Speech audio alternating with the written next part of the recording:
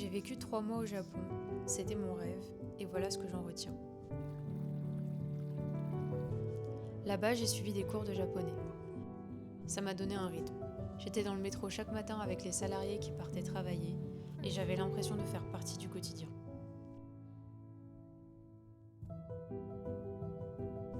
Aussi, ça m'a permis d'avoir le niveau suffisant pour échanger quelques phrases avec les locaux, et voir leur sourire quand tu fais l'effort de parler leur langue, c'est la plus belle des récompenses.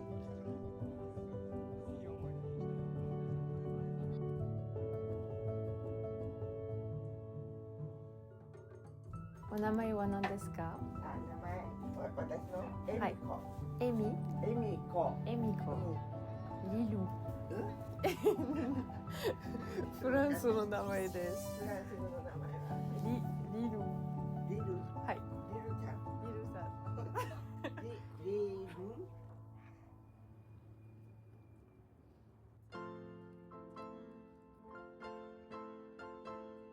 L'école de langue, ça m'a aussi permis de faire des rencontres qui ont changé le cours de mon voyage. Peu importe pourquoi on s'est tous retrouvés au Japon à ce moment-là, on partageait tous le même but, kiffer, découvrir, créer des souvenirs. Alors chaque jour, après les cours, on allait découvrir un nouveau quartier de Tokyo et on sortait tester toutes les activités possibles. Et puis je me suis rendu compte qu'en voyage, une rencontre en amène 10 autres. C'est comme ça qu'en pensant me retrouver seule, j'ai été presque constamment entourée.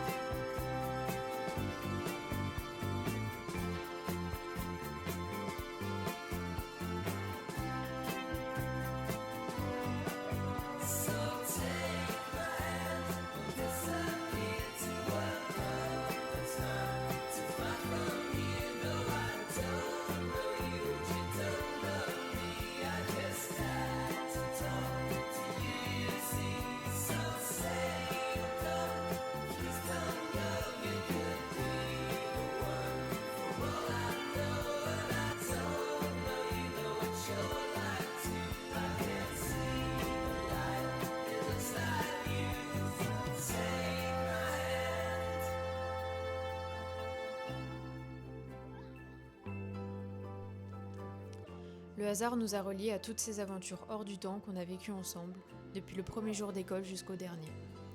Ce jour-là, on s'est promis de se revoir.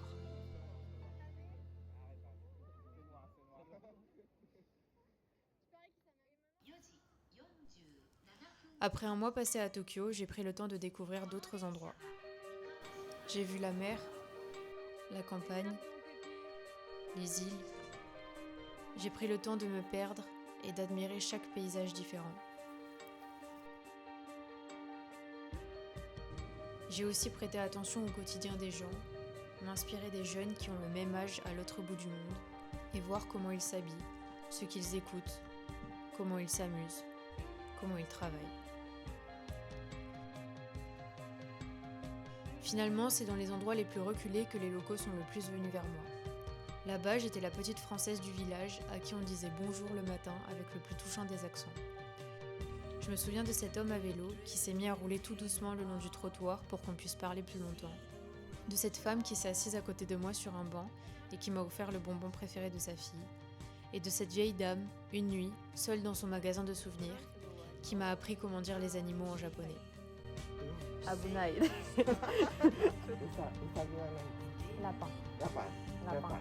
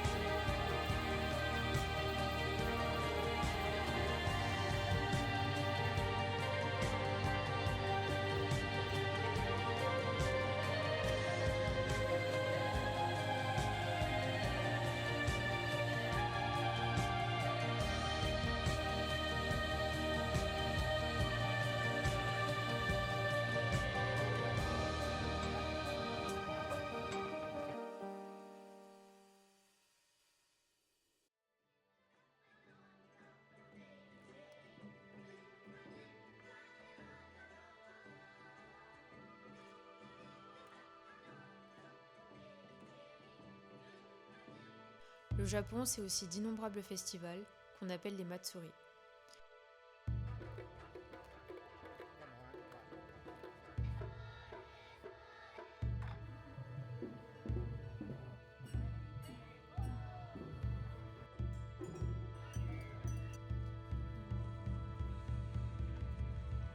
Les musiques, les couleurs, les gens qui dansent ensemble la même choré peu importe leur âge, les tambours sur lesquels ils frappent avec une puissance qui fait résonner la ville, les chars qu'ils portent en chantant avec la même énergie jusqu'au bout de la nuit.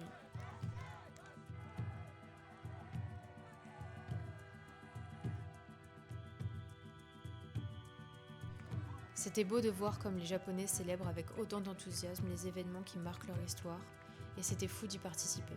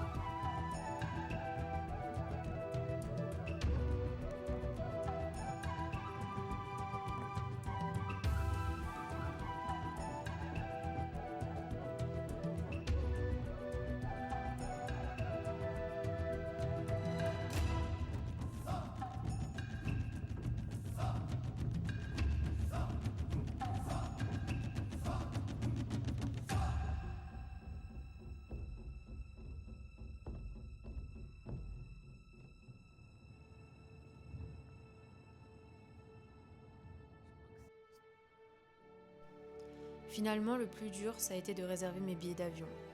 Et ça m'a prouvé que j'ai bien fait de ne pas écouter ma peur, parce que si j'avais attendu qu'elle parte, c'est moi qui ne serais jamais partie.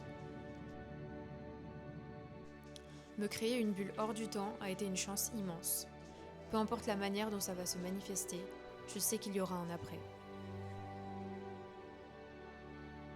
Alors le Japon, j'ai une chose à te dire. Merci, arigato.